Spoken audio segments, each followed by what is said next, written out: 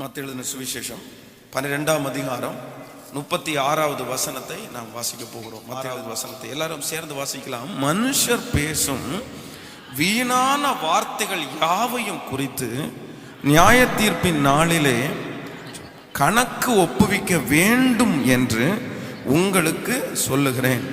இன்னொரு விஷயம் கூட வாசிக்கலாம். மனுஷர் பேசும் வீணான வார்த்தைகள் யாவையும் குறித்து நியாய தீர்ப்பு நாளிலே கணக்கு ஒப்புவிக்க வேண்டும் என்று உங்களுக்கு சொல்லுகிறேன். கைகளை உயர்த்தி ஒரு ஹல்லேலூயா சொல்லுங்கள். ஏன்னா எல்லாரும் கவனமாய் கவனிங்கள் கர்த்தருடைய பிள்ளைகளே. இந்த வார்த்தை ஒன்றும் நமக்கு தெரியாத வார்த்தை அல்ல, தெரியாத வசனமும் அல்ல. எல்லாருக்குமே இந்த வசனம் தெரியும். மனிதர் பேசும் வீணான வார்த்தைகளை குறித்து நியாய தீர்ப்பின் நாளிலே என்ன ஒப்புவிக்க வேண்டும் என்று சொன்னால் கணக்கு ஒப்புவிக்க வேண்டும் என்று ஒன்று சொல்லப்படுகிறது. நன்றாய் கவனிங்கள். நம்முடைய வாழ்க்கையில கர்த்தருக்கு கணக்கு கொடுக்கிறது என்று நிறைய இருக்கிறது. நிறைய விஷயத்துல நம்ம கணக்கு கொடுக்க வேண்டும். நமக்கு கர்த்தர் கொடுத்திருக்கிற நேரத்துல நம்ம கணக்கு கொடுக்க வேண்டும். கர்த்தர் நமக்கு கொடுத்திருக்கிற வாழ்க்கையில நம்ம கணக்கு கொடுக்க வேண்டும். கர்த்தர் நமக்கு கொடுத்திருக்கிற பணத்துல நம்ம கணக்கு கொடுக்க வேண்டும். கர்த்தர் நமக்கு கொடுத்திருக்கிற தாளந்துகளில் நம்ம கணக்கு கொடுக்க வேண்டும். அதான் ஆண்டவர் சொல்றாரு, உங்களை நாங்கள் அழைக்கும் போது அவனவனுக்கு நான் என்ன சொன்னேனோ செய்தேனோ அதற்கு தகுந்தது போல கர்த்தர் கணக்கு கேட்கிறவர். நம்முடைய ஆண்டவர் கணக்குல ரொம்ப கவனமா இருக்கிறவர். வேதம் சொல்லுகிறது, ஆண்டவர் ஒரு பெரிய செல்வந்தருக்கு ஆண்டவரை ஒப்பிட்டு வேதம் சொல்லுகிறது. அந்த செல்வந்தர் தன்னுடைய ஊழியக்காரரை கூப்பிட்டு ஒருவனுடைய கையில எத்தனை தாளந்து கொடுத்தாராமா? ஒருத்தனுடைய கையில 5 தாளந்து, இன்னொருத்தனுடைய கையில 3 தாளந்து, இன்னொருத்தனுடைய கையில 1 தாளந்து. இப்படி கொடுத்து விட்டு அவர் அநேக நாட்களாக எங்க போனாராமா? வெளியூருக்கு, வெளி தேசத்திற்கு அவர் கடந்து போனார். கடந்து போனவர் வேதம் சொல்லுகிறது, திரும்ப அந்த எஜமானன் திரும்ப 5 தாளந்து கொடுத்தவனை கூப்பிட்டு, எப்பா உனக்கு நான் 5 தாளந்து கொடுத்தேன், அந்த 5 தாளந்த நீ என்ன பண்ணுன, அதை எடுத்துட்டு வா அப்படின்னு கேட்கும்போது வேதம் சொல்லுகிறது, அந்த மனுஷன் என்ன பண்ணாராமா? அந்த 5 தாளந்தை ஆண்டவரிடத்துல கொண்டு வந்து அதை 10ஆக மாற்றி ஆண்டவரிடத்துல கொண்டு வந்தார். ஆனால் 3 தாளந்து வாங்கினவனுக்கும் அப்படித்தான்.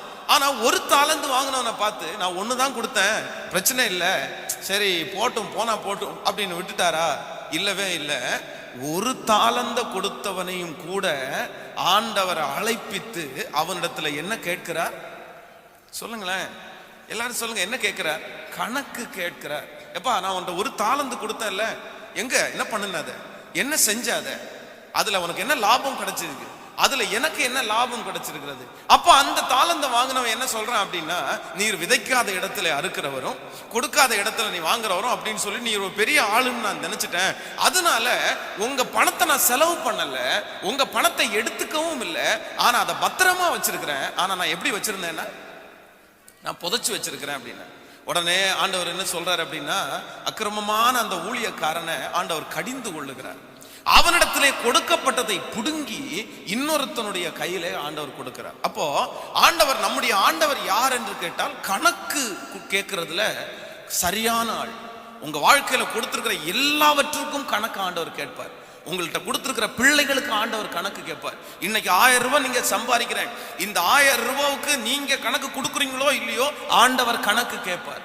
இன்னைக்கு இந்த 2018வது வருஷத்துல இந்த 16வது நாள் ஆண்டவர் உங்களுக்கு தந்திருக்கிறார் என்றால் இந்த நாளுக்குரிய கணக்கை நீங்கள் ஆண்டவருடைய சமூகத்திலே ஒப்புவித்து தான் ஆக வேண்டும்.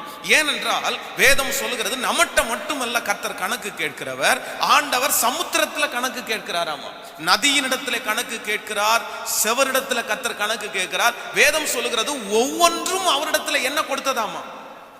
சொல்லுங்களேன். அக்கினி அவரிடத்துல கணக்கு கொடுச்சிருச்சு, தண்ணி அவரிடத்துல கணக்கு கொடுச்சு, எல்லாமே கணக்கு கொடுக்குது. இந்த உலகத்துல படைக்கிற எல்லாமே ஆண்டவருக்கு கணக்கு கொடுக்கிறதுனாலே நாமும் ஆண்டவருக்கு என்ன கொடுக்க வேண்டும் என்றால் கணக்கு கொடுக்க வேண்டும். இப்பொழுது கர்த்தர் உங்களுக்கு ஒரு பாடுகிற தாளந்து கொடுத்திருப்பாரேயானால், ஜெபிக்கிற தாளந்து கொடுத்திருப்பாரேயானால், நீங்க நிறைய பேர் ஜெபிக்கிறது வழக்கம், நீங்க நிறைய பேர் கொடுக்கிறது வழக்கம், உங்களுடைய எல்லா தாளந்துகளையும் நம்ம நிறைய பேர் செய்கிறோம். ஆனா நமக்கு கணக்கு நம்ம இலவசம் என்று நினைக்கிற ஒன்று என்னன்னா, நம்ம பேசுகிற வார்த்தை, நம்ம பேசுகிற நிறைய பேருடைய வீடுகளில் சண்டை வருது, பிரச்சனை வருது. எங்க கணவன் மனைவிக்குள்ள பயங்கரமான வாக்குவாதம், எங்களுக்குள்ள அண்டர்ஸ்டாண்டிங்கே இல்லை, ரொம்ப அடிதடி பிரச்சனை மாதிரி வருது, நாங்க பிரிஞ்சிருவோமோன்னு கவலையா இருக்குது. இதெல்லாம் நீங்க ஒன்றை நினைத்துக் கொள்ளுங்கள், இது எதுல ஆரம்பிக்கிறது அப்படி என்று சொன்னால், உண்மையிலேயே அவ்வளோ பெரிய பிரச்சனை எங்க ஆரம்பிக்கும்னா வார்த்தையில தாங்க ஆரம்பிக்கும். வார்த்தையில தான் ஆரம்பிக்கும். ஏதோ ஒருவேளை அவர் ஒரு வார்த்தை பேசியிருப்பார், இல்லைன்னா இவங்க ஒரு வார்த்தையை பேசியிருப்பார். அந்த ஒரு வார்த்தை 2 வார்த்தையாய் மாறும், அந்த 2 வார்த்தை 3 வார்த்தையா மாறும், அது 5ஆ மாறுது, அது 10ஆ மாறுது. அதற்கு பிறகு அது ஒரு மிகப்பெரிய பிரச்சனையாக மாறி நிறைய பேருடைய வீடுகளிலே பிரிவினை கூட வந்திருக்கிறது. அப்போ ஆண்டவருடைய பிள்ளைகள், நீங்க எதுல நீங்க ரொம்ப ஜாக்கிரதையா இருக்கணும் அப்படின்னு கேட்டா, உங்களுடைய வாயின் வார்த்தைகளிலே கவனமா இருக்க வேண்டும்.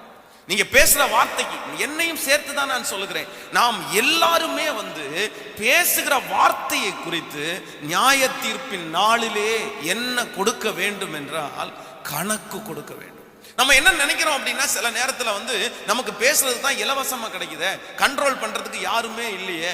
அதான் உலகத்துல கூட பழமொழி ஒன்று சொல்லுவாங்க, ஆண்டவர் உள்ள போடுற அந்த நாக்கை அதுவும் ஒருத்தர் சொல்லும் போது சொல்றாரு, அவர் தண்ணிக்குள்ள போட்டு வச்சிருக்காரு, நம்ம வெளியே வரக்கூடாதுன்னு. அதையும் மிஞ்சி வெளியே வந்துச்சு அப்படின்னு சொன்னா 32 பல்ல கொடுத்து ஆண்டவர் என்ன பண்ணிருக்கிறாராமா, வேலி அடைச்சிருக்காரு. ஆனா அதையும் மீறி என்ன பண்ணுது அந்த நாக்கு, அதை மீறி பாக்குது அப்படின்னு சொல்லிட்டு உலகத்தான் சொல்லுவார்கள். பாருங்க, ஆண்டவர் எல்லா உறுப்புகளுக்கும் நிறைய பாதுகாப்பு கொடுத்திருக்கிறார். ஆனா நம்முடைய நாக்குக்கு ஆண்டவர் கொடுத்திருக்கிற பாதுகாப்பு சாதாரணமானதே அல்ல. எலும்ப கடிக்கிற பல்லு, கறி, அவ்வளோ பெரிய கறி, அதை கடிச்சு அதை தூள் மாதிரி மாற்றுகிற அந்த பல்லு, அவ்வளோ பெரிய பல்லையும் தாண்டி எது வெளியே வருது சொல்லுங்களேன். அதைத்தான் நீங்கள் நிருபங்கள்ல வாசிக்கும் போது தேவனுடைய மனுஷன் எழுதும் போது சொல்லுகிறான், நாவு நெருப்பு தான், அது அநீதி நிறைந்த உலகம். ஒரு சின்ன நெருப்பு ஒரு காட்டை கொளுத்தி விடுவது போல அது நம்முடைய ஆயுள் சக்கரத்தை முழுவதும் என்ன செய்தாமா, கொளுத்தி விடுகிறது. இன்னொன்னு சொல்றேன், ஒரு மிகப்பெரிய கப்பல் சிறிய சுக்கானாலே திருப்பப்படுவது போல நம்முடைய வாயிலே இருக்கிற வார்த்தை நம்முடைய வாழ்க்கையே திருப்பிரும் அப்படின்னு வேதம் சொல்லுகிறது. நான் சொல்லுகிறேன், இன்றைக்கு இருக்கிற நம்ம நிறைய பேர் கஷ்டப்படுவதற்கு காரணம், நம்முடைய சரீரத்திலே பலவீனப்படுவதற்கு காரணம், நம்முடைய வாழ்க்கையிலே நஷ்டங்கள் தோல்விகள் வருவதற்கு காரணம், நான் சொல்லுவேன் வேற எதுவுமே இல்லை. எதுனால தான் வந்திருக்குன்னா நம்முடைய வார்த்தை தாங்க காரணம். ஏன்னா ஆண்டவர் சொல்றார், மரணமும் ஜீவனும், சத்தமா சொல்லுங்க எல்லாரும், எதுல இருக்காமா சொல்லுங்க, நாவின் அதிகாரத்திலே இருக்கிறது. இங்கதான் இருக்கு உங்களுடைய ஜீவன், உங்களுடைய மரணம். உங்களுடைய பலத்திலேயோ, நீங்க சாப்பிடுகிற சாப்பாடுலையோ, இல்லைன்னா உங்களுடைய பணத்திலேயோ, எதுலையுமே இல்லை, நாவின் அதிகாரத்திலே இருக்கிறது. ஒருத்தன் வாழ்வதும் நாவினாலே தான், ஒருவன் கெட்டு போவதும் வாழ்வினாலே தான். நாக்குல வாயில பேசி பேசி பேசி வாழ்வடைகிறவங்களும் இருக்கிறாங்க, பேசி பேசி கெட்டு போறவங்களும் இருக்கிறாங்க. ஆனா நம்ம நிறைய பேர் எதுல இருக்கு, எந்த லிஸ்ட்ல இருக்கோம்னா, நம்ம நாக்கினாலேயே நம்ம பேசி கெட்டு போகிறவர்களாய் தான் இருக்கிறோம். ஒரு சம்பவத்தை உங்களுக்கு சொல்றேன், அது மறக்க முடியாத சம்பவம். ஒரு சகோதரர் அவங்க மனைவி ஆரம்பத்தில் ரொம்ப கடினமாய் நடந்து கொள்வார்களாம், அவர்களோட ரொம்ப கடினமாய் நடந்து கொள்வார்களாம். நடந்து கொள்ளும் போது அவங்க ஃபோன் பண்ணுவாங்களாம், ஏங்க எங்க இருக்கீங்க அப்படின்னு கேட்பாங்க. கேட்ட உடனே அந்த மனுஷன் எங்க இருந்தாலும் என்ன சொல்லுவாராமா, துபாயில இருக்கிறேன் நான். எங்க இருக்கிறேன்? துபாயில இருக்கிறேன் நான் அப்படின்னு வராம.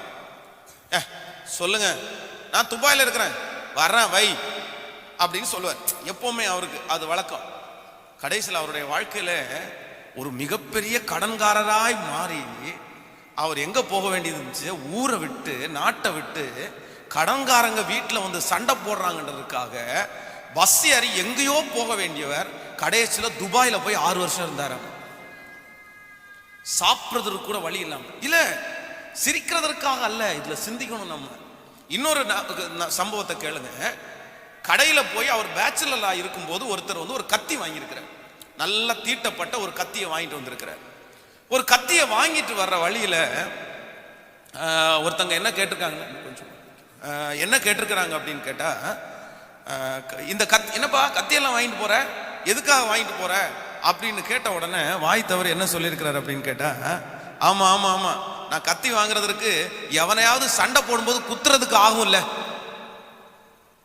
எவனாவது சண்டை போடும்போது குத்துறதுக்கு ஆகும்ல, அதுக்கு தான் அப்படின்னு சொல்லியிருக்கிறேன். அதுக்கு தான் அப்படின்னு சொல்லிட்டு அவர் போயிட்டாரு. அவர் ஹோட்டல்ல வேலை பார்த்தாரு. ஹோட்டல்ல வேலை பார்க்கும்போது ஒரு மிகப்பெரிய பிரச்சனை வந்து, சண்டை வந்து, கடைசியில் இவர் ஒரு ரூம்ல இருந்தா அதே கத்தி எடுத்து ஒருத்தனை குத்திட்டாரு. கொலைக்கேஸ் குத்திட்டாரு. குத்தி அவனுடைய உள்ள இருக்கிற அந்த குடல் பக்கத்துல அந்த கத்தி போய் பெரிய கேஸ் ஆகி அவ்வளவு பாதிக்கப்பட்டார். அப்போ மரணமும் ஜீவனும் எதன் அதிகாரத்தில் இருக்கிறது என்றால் நாவின் அதிகாரத்திலே இருக்கிறது. கவனமா இருங்க. சண்டை அதனாலதான் ஆரம்பிக்கிறது. நம்முடைய வாழ்க்கையில இருக்கிற தோல்விகள் அதனாலே தான் ஆரம்பிக்கிறது. சிலர் என்ன நினைக்கிறாங்கன்னா, வாய் இருக்கிறதுனால எதை வேணாலும் பேசலாம் அப்படின்னு நம்ம நினைக்கிறோம். இல்ல இல்ல, தேவாலயத்துல வரும்போது கூட ஆண்டவர் சொல்றாரு, உன்னுடைய வாய், என்னுடைய தேவரீர், காலையில நீங்க ஜெபிக்க வேண்டிய ஜெபம், எழும்புனோன்னா என்ன ஜெபிக்கணுமாமா? தேவரீர், என் வாயின் வார்த்தையும் என்னுடைய இருதயத்தின் தியானமும் உம்முடைய சமூகத்திலே என்னவா இருப்பதாக, விருதியா இருப்பதாக. நீங்கள் நினைத்து பாருங்க. இன்னைக்கு ஆண்டவர் என்னமோ நம்ம மேல என்ன வச்சிருக்கிறார் அப்படின்னா, கிருபையாய் ஆண்டவர் இறங்குகிறார், கிருபை ஆண்டவர் வச்சிருக்கிறார். அமெரிக்காவில் இருக்கிற ஒரு மிகப்பெரிய வளர்ந்த ஊழியக்காரர் ஒரு விஷயம், அவருடைய மனைவி கால்வலினால மிகவும் பாதிக்கப்பட்டார்களாம்.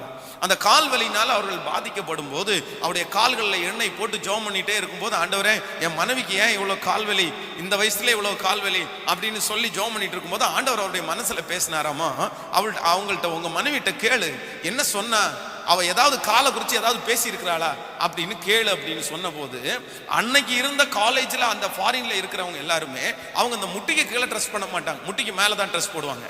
ஏன் அப்படின்னா அவருடைய கால்களுடைய அழகை அவர்கள் காண்பிப்பதற்காக. அப்போ அந்த காலேஜினுடைய பிள்ளைங்க எல்லாம் அந்த காலுடைய அழகை காமிக்கும் போது இவருடைய கால் மட்டும் கொஞ்சம் அசிங்கமா இருக்குமாமா சின்ன வயசுல. அதனால இவங்க ஃபுல் பிராக் தான் எப்பவுமே போடுவாங்களாமா, கால் தெரியாத மாதிரி தான் போடுவாங்களாமா. எப்ப பார்த்தாலும் அந்த காலை நல்லா அழகா வச்சுட்டு இருக்கவங்கள போய் பார்க்கும்போது இவங்க என்ன சொல்லுவாங்களாமா, எனக்கு மட்டும் ஏன் ஆண்டவரை இப்படி காலை படைச்சிங்க, என் கால் பாருங்க கோணக்கால், என் கால் பாருங்க இப்படி, என் கால் பாருங்க எல்லாரையும் மோசம். கடைசியில் ஆண்டவர் அந்த ஊழியக்காரன் பேசும்போது அந்த ஊழியக்காரர் சொன்னாராமா, நீ முதல்ல என்ன அறிக்கையிடுனா, ஆண்டவரே எனக்கு நல்ல கால்களை கொடுத்ததற்காக ஸ்தோத்திரம், நீ சொல்லு, என நடக்கும்படி உதவி செய்தீர், எத்தனையோ பேருக்கு இந்த கால்கள் இல்லை, எனக்கு இந்த கால்களை கொடுத்திருக்கிறீர். அந்த அம்மா அந்த வார்த்தையை அறிக்கை செய்ய அவங்க கால்வலி சரியாச்சு. அந்த ஊழியக்காரர் அவருடைய புத்தகத்துல மிக அழகா எழுதியிருந்தார்.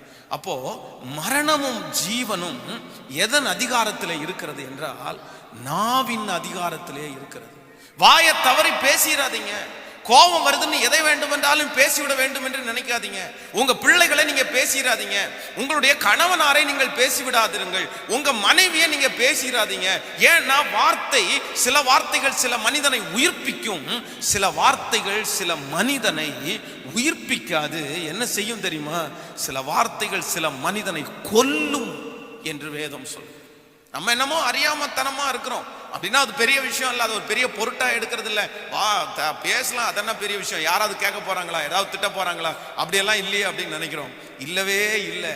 ஆண்டவர் எதை மிக அதிகமாய் கவனிக்க சொல்லுகிறார் என்றால், உன்னுடைய வாயின் வார்த்தைகளிலே நீ கவனமாயிரு. கையை உயர்த்தி ஒரு ஹல்லேலூயா சொல்லுங்க, கரங்களை அசைத்து ஒரு ஹல்லேலூயா சொல்லுங்க. நன்றாய் கவனிங்கள். உங்களை பார்த்து ஒரு கேள்வி கேட்கிறேன் நான். ஆண்டவருடைய தாசனாகிய மோசே ஏன் கானான் தேசத்துக்குள்ள அவன் பிரவேசிக்கல? நீங்க சொல்லுங்க பாக்க. ஏன் கானான் தேசத்துக்குள்ள பிரவேசிக்கல? கன்மலையை பார்த்து பேசுங்கன்னு ஆண்டவர் சொன்ன போது அவன் என்ன செஞ்சான்? கன்மலையை பார்த்து அடித்தான். அடித்த உடனே ஆண்டவர் என்ன சொல்றாரு? நீ கானான் தேசத்துக்குள்ள என் ஜனங்களை கொண்டு போக மாட்ட அப்படின்னு சொல்றாரு. ஆனா உண்மையிலேயே அந்த சம்பவம் தான் காரணமா இருந்தாலும் அந்த பிரச்சனையினுடைய ஆணி வேர் என்ன தெரியுமா? அவன் கானான் தேசத்துக்குள்ள போக முடியாதனுடைய ஆணி வேர், அதனுடைய ஃபர்ஸ்ட் பாட்டம் என்ன அப்படின்னா, ஆண்டவர் இஸ்ரவேல் சன்னதி ஜனங்களுடைய கூக்குரல் நான் கேட்டேன், ஒரு இரட்சகனை நான் அனுப்ப போகிறேன், அதற்காக ஒன்ன அனுப்புவேன்னு சொன்னதுக்கு அப்புறம் இவன் என்ன சொல்லுவான் தெரியுமா? நான் திக்குனா வாய் மந்தனாவு. உடனே ஆண்டவர் என்ன சொல்றாருன்னா, மனுஷனுக்கு வாயை படைத்தவர் யார்? நாவை கொடுத்தவர் யாருப்பா? உன்னை நான் பேச வைக்க மாட்டேனா? உன்னை நான் பேச வைப்பேன் அப்படின்னு தான் ஆண்டவர் சொல்றாரு. எத்தனையோ ஆண்டவர் சொன்னதுக்கு அப்புறம் நான் வரமாட்டேன், வேற யாரையாவது அனுப்பும். உடனே ஆண்டவர் சொல்றாரு, ஆரோன் உனக்கு உதவிக்காரனா இருப்பான். என்னன்னா கடைசியில் ஆண்டவருக்கு அப்பவே பயங்கரமான கோபம் வருது. ஆனால் சிப்போரால் அவனுடைய கணவனாரை காப்பாற்றினாள். ரத்த சம்பந்தமான என்னுடைய புருஷன் அப்படின்னு காப்பாற்றினாள். அவளுக்காக ஆண்டவர் அவனை விட்டு வச்சார் அப்படின்னு சொல்றான். அப்போ ஆரம்பத்திலேயே நான் கானானுக்கு போக மாட்டேன் அப்படியெல்லாம் போக முடியாது, வேற யாராவது அனுப்பும். நான் சொல்றேன், அஸ்திவாரம் எங்க போட்டான் தெரியுமா? சொல்லுங்க. இங்க இருக்கிற நிறைய பேருடைய சரீரத்தினுடைய வியாதிக்கு அஸ்திவாரத்தை நீங்க எப்போ போட்டுட்டீங்க?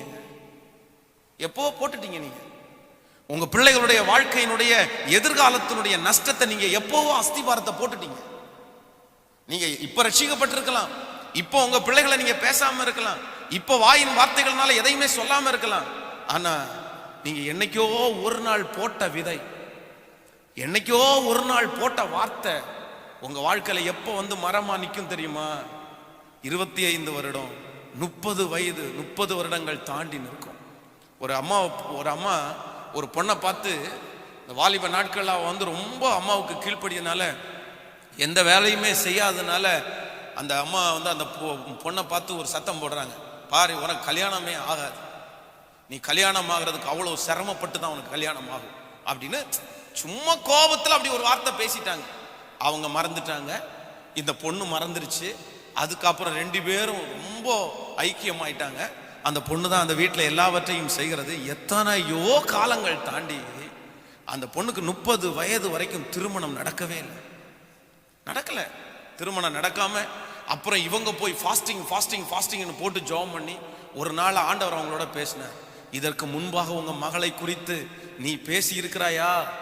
கேன்சல் பண்ண அந்த வார்த்தைக்காக மன்னிப்பு கேள். இவங்க மன்னிப்பு கேட்டதற்கு பிறகுதான் அந்த பிள்ளைக்கு திருமணமே ஆனது. நான் ஃப்ராங்கா நான் சொல்றேன், ஒரு தகப்பனார் வந்து ஒரு பையனை பார்த்து சொல்றாரு, டேய் என்னைக்குனாலும் போலீஸ் ஒரு நாள் உன்னை பிடிச்சி நொத்துன்னு நொத்துறானா இல்லையான்னு பாரு, உன்னை அடிக்கிறானா இல்லையான்னு பாருப்பா. ஒரு நாள் இல்ல ஒரு நாள் போலீஸ் உன்னை அடிக்கும் பாரு, உன்னை போலீஸ் பிடிச்சிட்டு போகும் பாரு. ஆனா அந்த பையன் போலீஸ் பிடிக்கக்கூடிய பையன் அல்ல, நல்ல கிறிஸ்தவ குடும்பம். அவன் அவ்வளவு முரட்டுத்தனமான ஆளும் கிடையாது, அவன் வந்து அவ்வளவு தீமையானவனும் கிடையாது, அவன் ஒரு திருடுறவனோ எதுவுமே இல்லை. ஆனா போலீஸ் அரெஸ்ட் பண்ணாங்க, கேஸ் ஃபைல் பண்ணி 35,000-45,000 செலவு பண்ண வச்சு அவனை அரெஸ்ட் பண்ணிட்டாங்க. நான் போய் அந்த உடனே இம்மிடியேட்டா போய் அந்த போலீஸ் ஸ்டேஷனில் போய் பேசினேன், அந்த வக்கீல்கிட்ட பேசினேன். அவன் மரியாதை கொடுத்தாங்க. ஆனால் வந்து இல்லை சார், நாங்கள் எஃப்ஐஆர் போட்டோம், ஒன்றுமே பண்ண முடியாது அப்படின்னு. ஜெயிலில் அந்த தம்பி கடந்து போய் பின்னாடி முதுகெல்லாம் பார்த்தீங்கன்னா அடித்து ரொம்ப காயப்படுத்திட்டாங்க. ஏன் தெரியுமா? வேற எதுவுமே இல்லைங்க. அவங்க அப்பா, பிள்ளைங்க தப்பு பண்ணலாம், நான் தப்பு பண்ணலன்னு சொல்லலை, அவங்க அப்பாவுக்கு அவன் கீழ்ப்படியாம கூட இருந்திருக்கலாம், தப்புன்னு சொல்லலை. ஆனா அவங்க அப்பா வாயத்தை அடிக்கடி அவன்கிட்ட அப்படிதான் பேசுவாராமா, பாரு உன்னை போலீஸ் பிடிக்குதா இல்லையான்னு பாரு. அவங்க குடும்பத்திற்கும் போலீஸுக்கும் சம்பந்தமே இல்லைங்க, அந்த பையனுக்கும் போலீஸுக்கும் சம்பந்தமே இல்லைங்க. அவன் அவ்வளவு பெரிய ஒரு தீய பையனும் கிடையாது. பிடிச்சிட்டாங்களே, வார்த்தை பலிச்சிருச்சு இல்ல, வார்த்தை நிறைவேறிச்சு இல்ல. நம்ம நிறைய நேரங்கள்ல வாய் தவறி பேசுகிறோம், வாயில பேசுகிறோம். அதான் சங்கீதக்காரனாகிய தாவீது சொல்லும்போது என்ன சொல்றான் தெரியுமா? என் உதடுகளின் வாசலை காத்துக்கொள்ளும். நம்ம எல்லாரும் இன்னைக்கு அதுக்காக தான் ஜெபம் பண்ணணும். இன்னைக்கு இந்த கூட்டத்தில் வந்திருக்கிற எல்லாருமே அதற்காக ஜெபம் பண்ணணும். ஆண்டவரே என்னுடைய உதடுகளின் வாசலை காத்துக்கொள்ளும். எவ்வளவு பெரிய சூழ்நிலை வந்தாலும், என்ன பெரிய பிரச்சனை வந்தாலும், யார் என்னை கோபப்படுத்தினாலும், யார் என்னை அசுத்தமாய் பேசினாலும் எனக்கு ஒரு கிருபையை தாருங்கப்பா, என் வாயின் வார்த்தைகளுக்கு காவல் வையும். ராஜா வந்து நீங்க நினைக்கிற மாதிரி ராஜா அதிகமாலாம் பேச மாட்டாரு, குறைவாய் தான் பேசுவார். ஆனா அந்த ராஜாவே ஜெபம் பண்றார், என் உதடுகளின் வாசலை காத்துக்கொள்.